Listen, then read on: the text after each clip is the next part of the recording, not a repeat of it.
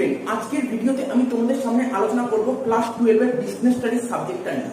তো বিজনেস স্টাডিজে আমাদের কোন চ্যাপ্টারটা চলছিল? Financial management. ঠিক আছে, ফিনান্সিয়াল ম্যানেজমেন্ট।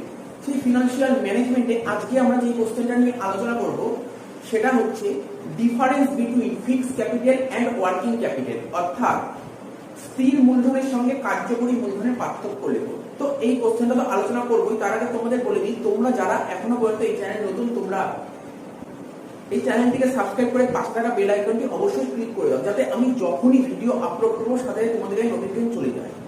ঠিক আছে, এছাড়াও তোমরা যারা ক্লাস 12 এর স্টুডেন্ট, তোমাদের জন্য বলছি ক্লাস 12 এর অ্যাকাউন্টেন্সি এবং কস্ট ট্যাক্সের প্রতিটা চ্যাপ্টারে ফুল ডিটেইলস অ্যানালাইসিস করা আছে, তোমরা প্লেলিস্টে গিয়ে দেখতে পারো। এছাড়াও এমসিকিউ, এসএকিউ, সমস্ত থিওরি কোশ্চেন, সমস্ত ডিটেইলস আলোচনা করা আছে, সবকিছু দেখতে পারো। জাস্ট তোমাদের প্লেলিস্টে গিয়ে দেখতে হবে। এবং আমাদের চ্যানেলে যা ভিডিও আসবে সমস্ত কিছু আমরা আগে টেলিগ্রাম চ্যানেলে আপডেটটা দিয়ে দিই। তাই জন্য তোমাদের কি করতে হবে, ডেসক্রিপশনে গিয়ে যে টেলিগ্রাম চ্যানেলের লিংক আছে সেখানে তোমরা টেলিগ্রাম চ্যানেলে তোমরা জয়েন হয়ে যাও। তো চলো আর সময় নষ্ট না করে ভিডিওটা শুরু করা যাক। তো আমাদের কোশ্চেনটা হচ্ছে difference between fixed capital and working capital. যদিও আমরা আগে এই চ্যাপ্টারে আলোচনা করেছি হোয়াট ইজ ওয়ার্কিং ক্যাপিটাল। তো যারা এখনো পর্যন্ত ওয়ার্কিং ক্যাপিটাল জিনিসটা না জানো, তোমরা আগে ওয়ার্কিং ক্যাপিটাল জিনিসটা দেখে নাও, তাহলে এই ডিফারেন্সটা পড়তে তোমাদের খুব ইজি লাগবে। আগে তোমরা দেখে now what is working capital. আমি ডেসক্রিপশন বক্সে ওই লিংকটা দিয়ে দেবো, কনসেপ্ট অফ ওয়ার্কিং ক্যাপিটাল। ওটা দেখে নাও, খুব সম্ভবত 20 থেকে 25 মিনিটের ভিডিও হবে। ওটা ভালো করে দেখে নিলে এটা বুঝতে কোনো অসুবিধা নেই। অবশ্যই দেখা দরকার তোমাদের, কেননা ওয়ার্কিং ক্যাপিটাল দিয়ে অনেক কোশ্চেনই থাকে, সেটা তোমাদের আগে দেখতে হবে। তো আশা করছি তোমরা দেখে নিয়েছো, যারা দেখোনি তারা দেখে নেবে। কোশ্চেনটা হচ্ছে ফিক্সড ক্যাপিটালের সঙ্গে ওয়ার্কিং ক্যাপিটালের ডিফারেন্স। তো আগে আমাকে বুঝতে হবে, বেসিক ফান্ডাটা বুঝতে হবে। আমাদের কাছে একজন পার্সন আছে, ঠিক আছে, তার নাম কি রামলাল। ঠিক আছে, রামলাল, ওর বহুদিন ধরে ইচ্ছা একটা ভালো একটা বিজনেস করব। ঠিক আছে, ওর একটা ইচ্ছা বিজনেস করবো, বিজনেস করে প্রচুর প্রফিট কামাবো, বড় লোক হবো, প্রচুর বড় লোক হবো। ওর ইচ্ছা বিজনেস করা। তো বিজনেস, ওর ইচ্ছা থাকলেই তো হবে না বিজনেস করবে বলে। তার জন্য কি করতে হবে, বিজনেস করতে ওর ইচ্ছা চাইলে ওর পয়সা নিয়ে আসতে হবে বিজনেসে, বিজনেসে পয়সা নিয়ে আসতে হবে। আচ্ছা, বিজনেসের পয়েন্ট অফ ভিউ দিয়ে যদি বলি, বিজনেসে যদি পয়সা নিয়ে আসা হয় সেটাকে আমরা বলি ক্যাপিটাল। তো ক্যাপিটাল তো দু রকমের হয়, একটা ফিক্সড ক্যাপিটাল আর একটা ওয়ার্কিং ক্যাপিটাল। একটা ফিক্সড ক্যাপিটাল, একটা ওয়ার্কিং ক্যাপিটাল। তো আমরা সব ডিটেইলসে বলবো, চিন্তা হওয়ার কিছু নেই। আমি সমস্ত নোটও দিয়ে দেবো, কি নোট লিখতে হবে। এখন জাস্ট ব্যাপারটা বুঝে নাও। ব্যাপারটা বুঝলে তোমাদের বই যে লেখাটা আছে ওটা একবার রিডিং মারলে তোমরা লিখতে পারবে, কিছু নেই এমন কিছু।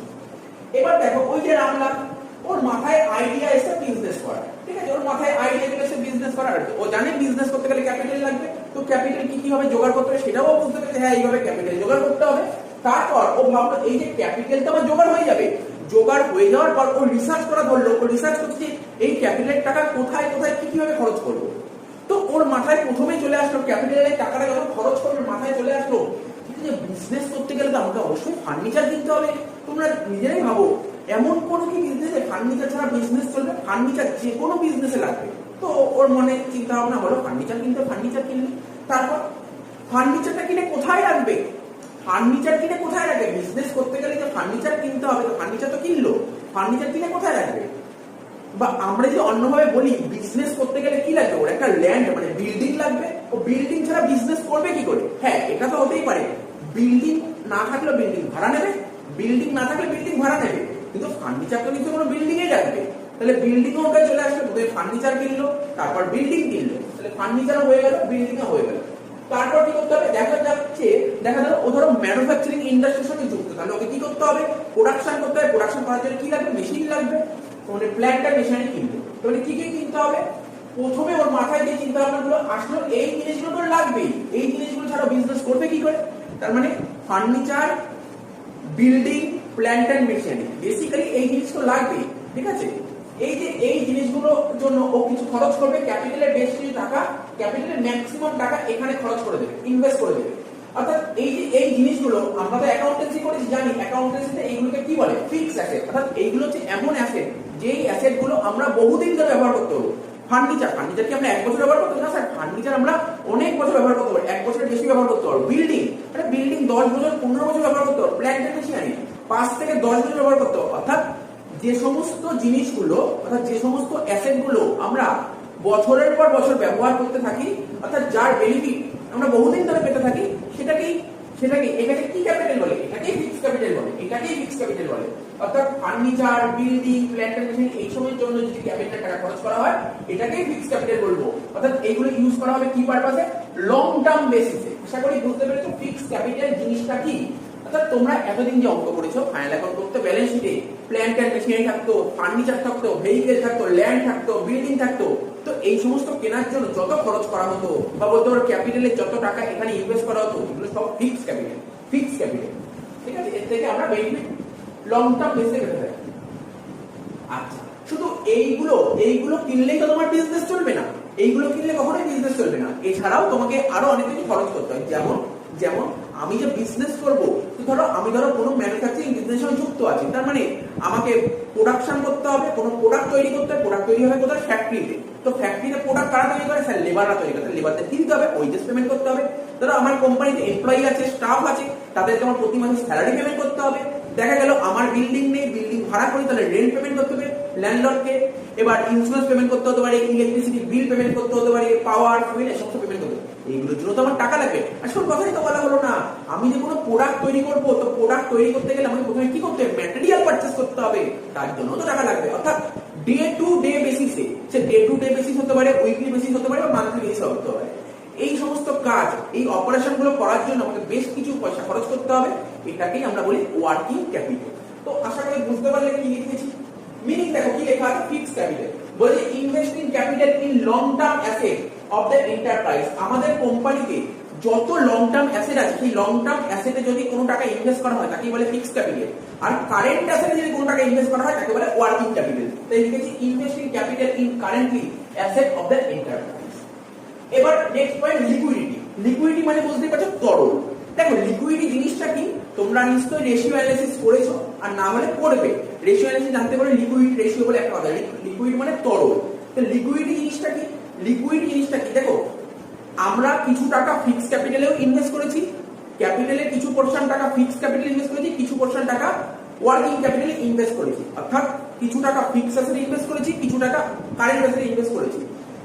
তো আমরা যেই অ্যাসেটে ইনভেস্ট করি না কেন, কত কম সময়ে, ঠিক আছে, অর্থাৎ বলতে পারো 1 বছরের মধ্যে এই অ্যাসেটের টাকাগুলোকে আমরা ক্যাশে কনভার্ট করতে পারবো। কত কম সময়ে এই অ্যাসেট গুলোকে আমরা ক্যাশে কনভার্ট করতে পারবো তাকেই বলে লিকুইড, তাকেই বলে লিকুইড বা লিকুইড। কত কম সময়ে এই জিনিসগুলোকে আমরা ক্যাশে কনভার্ট করতে পারবো, বুঝতে পারলে? কত কম সময়ে আমরা এই জিনিসগুলোকে ক্যাশে কনভার্ট করতে পারবো। তো বলো, তোমরা নিজেরাই বলো, বিল্ডিং, একটা বিল্ডিং যখন আমরা কেনা হয়, বিল্ডিংটা কি 10 বছর 15 বছর ইউজ করতে পারি, বা আরো বেশি দিন ইউজ করতে পারি, ঠিক আছে? তো বিল্ডিং এর টাকাটা, মানে বিল্ডিংটা যদি ক্যাশে কনভার্ট করে, তাহলে কি করতে? স্যার বিল্ডিংটা বেচতে হবে। আরে বিল্ডিং বেচবো বলে কি বিল্ডিং বেচা হয়ে যায়? বিল্ডিং বেচতে প্রচুর সময় লাগে, তারপর টাকা পেতে প্রচুর সময় লাগে, তো এটা ক্যাশে কনভার্ট হতে অনেক সময় লাগে। অর্থাৎ আমরা বলতে পারি লং টার্ম অ্যাসেট ক্যাশে কনভার্ট করাটা খুব কঠিন কাজ, খুব কঠিন কাজ, ঠিক আছে? কিন্তু অন্যদিকে যদি বলো ক্যাশ বলো, ডেটার্স বলো, কারেন্ট অ্যাসেট যেগুলো স্টক বলো, তারপর তুমি ব্যাংক বলো, এইগুলোকে ক্যাশে কনভার্ট করা খুব ইজি। আরে ক্যাশ টাকা কি ক্যাশে কনভার্ট করবে? ক্যাশ তো ক্যাশই। তারপর বলো ব্যাংক, ব্যাংকে যেই টাকাটা আছে যখন দরকার টাকা তুলে নিয়ে আসতে পারি, ক্যাশে কনভার্ট হয়ে যাবে। তারপর ধরো ডেটার্স, যাদেরকে ধারে গুড পেয়েছি তাকে ডেটার্স বলে, তাদের থেকে নির্দিষ্ট টাইমের মধ্যে টাকা ফেরত পেয়ে যাবো। ধরো ডেটার্সকে আমরা যেমন ধার দিই 2 মাস, খুব জোর হলে 2.5 মাস 3 মাস, ওর মধ্যে টাকা পেয়ে যাবো। অ্যাকচুয়ালি ফিক্সড অ্যাসেট আর কারেন্ট অ্যাসেট যদি বেসিক ডিফারেন্সটা করো, কারেন্ট অ্যাসেট বলতে সেই সমস্ত অ্যাসেটকে বোঝায়, ঠিক আছে? কারেন্ট অ্যাসেট বলতে সেই সমস্ত অ্যাসেটকে বোঝায় যার ভ্যালিডিটি বলতে পারো 1 বছর, 1 বছর, ঠিক আছে? কারেন্ট অ্যাসেট আজকে আমরা এমন জায়গায় খরচ করলাম যেই টাকাটা তোমার ক্যাশে কনভার্ট হয়ে যাবে 1 বছরের মধ্যে, ঠিক আছে? আর ফিক্সড অ্যাসেট জিনিসটা কি, যেটা 1 বছরের ভ্যালিডিটি বেশি থাকে, ভ্যালিডিটি 1 বছরের বেশি সময় থাকে, সেই সমস্ত অ্যাসেটকে আমরা কারেন্ট অ্যাসেট বলবো, সেই সমস্ত অ্যাসেটকে আমরা ফিক্সড অ্যাসেট বলবো। যার ভ্যালিডিটি 1 বছরের বেশি তাকে বলে ফিক্সড অ্যাসেট, আর যার ভ্যালিডিটি 1 বছরের মধ্যে থাকে তাকে কারেন্ট অ্যাসেট বলে। মানে কোন অ্যাসেটকে তুমি তাড়াতাড়ি ক্যাশে কনভার্ট করতে পারবে, ফিক্সড অ্যাসেট না কারেন্ট অ্যাসেট? কারেন্ট অ্যাসেটকে তাড়াতাড়ি ক্যাশে কনভার্ট করতে পারবে। তাই এখানে লিখি লিকুইডিটি, ফিক্সড ক্যাপিটাল মানে ফিক্সড অ্যাসেট। ফিক্সড অ্যাসেটকে ক্যাশে কনভার্ট করা খুবই কঠিন, তাই এর নট লিকুইড বা লেস লিকুইড বলতে পারে। আর ওয়ার্কিং ক্যাপিটাল, ঠিক আছে, এটা ক্যাশে কনভার্ট করা খুব ইজি, খুব ইজি, তাই এটা হাইলি লিকুইড, বুঝতে পেরেছো? ইউজ। তো ফিক্সড ক্যাপিটাল, আমাদের যে বিজনেসের যে ক্যাপিটাল, সেই ক্যাপিটালটা আমরা ফিক্সড ভাবে ইনভেস্ট করি, ঠিক আছে? কেন কেন দেখো লেখা আছে utilised for purchasing various fixed asset. বিভিন্ন ধরনের ফিক্সড অ্যাসেট কেনার জন্য আমরা ফিক্সড ক্যাপিটালে ইনভেস্ট করি। আর ওয়ার্কিং ক্যাপিটালে কেন ইনভেস্ট করি? Day to day operation, day to day অপারেশনের জন্য আমরা এটা ইনভেস্ট করি। তো আশা করি বেসিক জিনিসটা বুঝতে পেরেছো। এবার তোমাদের বইতে কি লেখা আছে সেটা আমি বোঝাচ্ছি। দেখো তোমাদের বইতে কি লেখা আছে, স্থায়ী মূলধন আর কার্যকরী মূলধনের পার্থক্য। দেখো প্রথমে যেমনভাবে লেখা ঠিক তেমনভাবে লিখবে। প্রথমে লিখবে পার্থক্যের বিষয়, তারপর লিখবে স্থায়ী মূলধন, তারপর কার্যকরী মূলধন। প্রথম পয়েন্ট অবশ্যই দেওয়ার চেষ্টা করবে সংজ্ঞা বা অর্থ।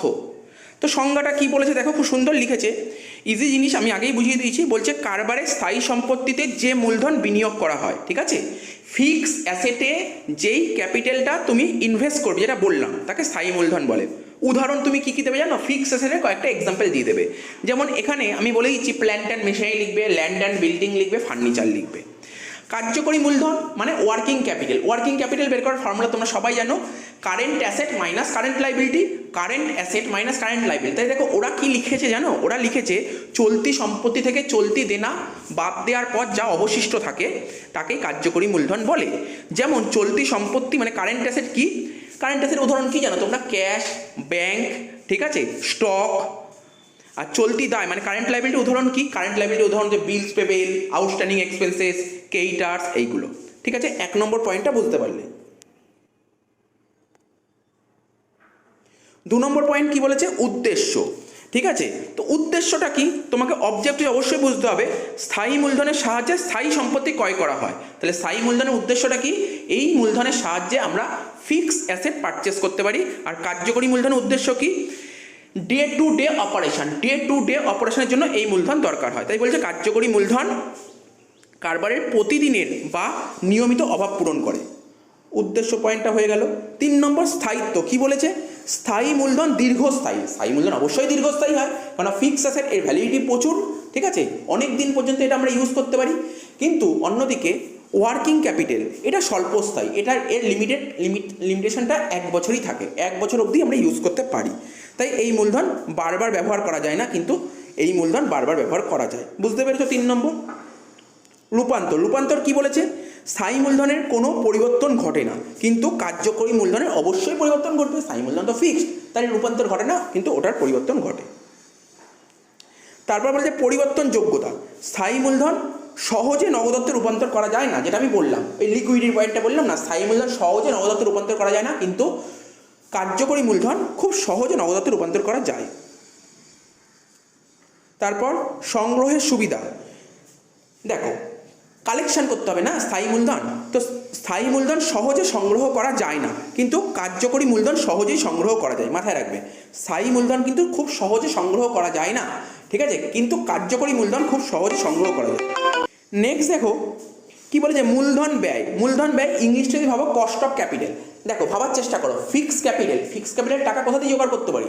মার্কেটে শেয়ার ইস্যু করে, ডিবেঞ্চার ইস্যু করে, লোন নিয়ে, এই সমস্ত সোর্স থেকেই তো আমরা তোমার মানে ফিক্সড ক্যাপিটাল টাকা জোগাড় করতে পারি। তো যাদের থেকে টাকাটা নেবো, ওদের টাকাটা ফিরিয়ে দিতে হবে। তো অর্থাৎ ধরো কারোর থেকে ধরো লোন নিয়ে আমি বিজনেসটা করছি, তাহলে লোন নিলে কী দিতে হবে? তাদের ইন্টারেস্ট দিতে হবে, তাহলে এর একটা খরচ আছে। আবার কারোর থেকে যদি শেয়ারের মাধ্যমে যদি শেয়ার ইস্যু করে যদি ক্যাপিটাল জোগাড় করি, তাহলে শেয়ারের এগেন্সটা কী দিতে হবে? ডিভিডেন্ড দিতে হবে, তার জন্য এর জন্য খরচ আছে। তাই বলতে যে স্থায়ী মূলধনের ব্যয় বেশি, অন্যদিকে কার্যকরী মূলধন ব্যয় অনেকটা কম, মানে ওয়ার্কিং ক্যাপিটালের যে খরচটা হয় অনেকটা কম হয়। তাহলে এটা হলো। এবার বলছে প্রয়োজনীয়তা। প্রয়োজনীয়তা কি বলছে? শিল্পের ক্ষেত্রে, বিশেষত বৃহদায়কার শিল্পক্ষেত্র যেমন ভারী শিল্পের ক্ষেত্রে এর প্রয়োজনীয়তা বেশি, অন্যদিকে ব্যবসা বাণিজ্যের ক্ষেত্রে ওয়ার্কিং ক্যাপিটাল প্রয়োজনীয়তা বেশি। অবচয়। এবার অবচয় লাস্ট। ডেপ্রিসিয়েশন বলবো, সময়ের তারতম্যের জন্য কিংবা ব্যবহারজনিত কারণে স্থায়ী মূলধন অবচয় ঘটে। অবশ্যই ফিক্সড অ্যাসেটের ডেপ্রিসিয়েশন হয়, তোমরা তো করেছো ফাইনাল অ্যাকাউন্টে। প্ল্যান্ট অ্যান্ড মেশিনের উপর ডেপ্রিসিয়েশন হতো, ল্যান্ড অ্যান্ড বিল্ডিংয়ের ডেপ্রিসিয়েশন হতো, ফার্নিচারের ডেপ্রিসিয়েশন হতো। তো যত টাইম টু টাইম চলে যাবে তার সাথে ডেপ্রিসিয়েশন হতে থাকবে। অন্যদিকে কার্যকরী মূলধনের কোনো অপচয় হয় না। তো আশা করি বাংলায় কী লিখতে হবে তোমরা বুঝে গেছো। এটা টুকে নাও, এটা টুকে নাও। তোমাদের যার যার বইয়ে যাতে ভালো, আর বইয়ে যদি না থাকে লেখা, এটা টুকে নাও। এবার আমরা ইংলিশে কী লেখা উচিত সেটাও আমি দিয়ে দিচ্ছি। তো স্ক্রিনে তোমরা দেখতে পাচ্ছ fixed capital versus working capital. ইংলিশটা প্রথম পয়েন্ট লেখা আছে মিনিং, লেখা আছে it is used for buying fixed asset which are used for a longer period of time in the business. মানে একদম ইজি জিনিস দিয়েছে, এটা নতুন করে বোঝানোর কিছু নেই। ফিক্সড অ্যাসেট কেনার জন্য, ঠিক আছে, ফিক্সড অ্যাসেট কেনার জন্য যে ক্যাপিটালটা খরচ করা যেটাই ফিক্সড ক্যাপিটাল। আর এটা কি লঙ্গার period. Are working capital working asset কেনার জন্য বা বলতে পারো ডে টু ডে বেসিসে বিজনেস অ্যাক্টিভিটি চালানোর জন্য যে খরচটা করা হচ্ছে বা যে ক্যাপিটালটা ইউজ করা হচ্ছে সেটাই হচ্ছে working capital. Nature, it stay in the business almost permanently. আর ওটা বলছে working capital is circulating capital, it keeps changing, মানে ওয়ার্কিং ক্যাপিটালটা চেঞ্জ হচ্ছে। অন্যদিকে ফিক্স ক্যাপিটালটা it stay in the business almost permanently থাকবে, ঠিক আছে। Purpose, it is use to purchase land and building, furniture, equipment. Land and building, furniture, equipment এগুলো কিনতে এই ফিক্স ক্যাপিটালটা ইউজ করা হয়। আর অন্যদিকে ওয়ার্কিং ক্যাপিটাল র মেটেরিয়াল কিনতে, payment of utility bill, repair, maintenance এইসবের জন্য। এবার বলছে সোর্স কি বলছে, এই যে ফিক্স ক্যাপিটাল টাকাটা জোগাড় করে কোথা থেকে, কিছুক্ষণ আগেই বললাম, শেয়ার বেচে, ডিবেঞ্চার বেচে, বন্ড বেচে, তারপর নতুন নতুন লোন নিয়ে, লং টার্ম লোন নিয়ে। তাহলে কি sources of fix capital is selling shares, debentures, bond, long term loan. অন্যদিকে ওয়ার্কিং ক্যাপিটালের সোর্স কোনটা, short term loan, public deposit, trade credit etcetera. তাই বলেছে sources of working capital is short term loan, public deposit, trade credit. Objectives of investor, তো ইনভেস্টারদের অবজেক্টিভসটা কী আছে, investors invest money in fixed capital hoping to make future প্রফিটের আশায় ওরা কিন্তু ইনভেস্ট করে ফিক্স ক্যাপিটালে। আর ওয়ার্কিং ক্যাপিটালে কেন ইনভেস্ট করে, গেটিং ইমিডিয়েট রিটার্ন পাওয়ার জন্য ওয়ার্কিং ক্যাপিটালে ইনভেস্ট করে। Investor invest money in working capital for getting immediate returns. Next কী বলছে, risk, investment in fix capital imply more risk, মানে ফিক্স ক্যাপিটালে বেশি রিস্ক আর তোমার ওয়ার্কিং ক্যাপিটালে রিস্কটা কম। তাই বলছে investment is working capital is less risk. তো আশা করি বুঝতে পারলে, ঠিক আছে, আশা করি তোমরা বুঝে গেছো, নতুন করে বলার কিছু নেই। আর এই ভিডিওটা যদি তোমাদের ভালো লেগে থাকে তাহলে তোমরা অবশ্যই বন্ধুদের মধ্যে শেয়ার করে দিও। আবার দেখা হয় পরবর্তী ভিডিওতে, ধন্যবাদ।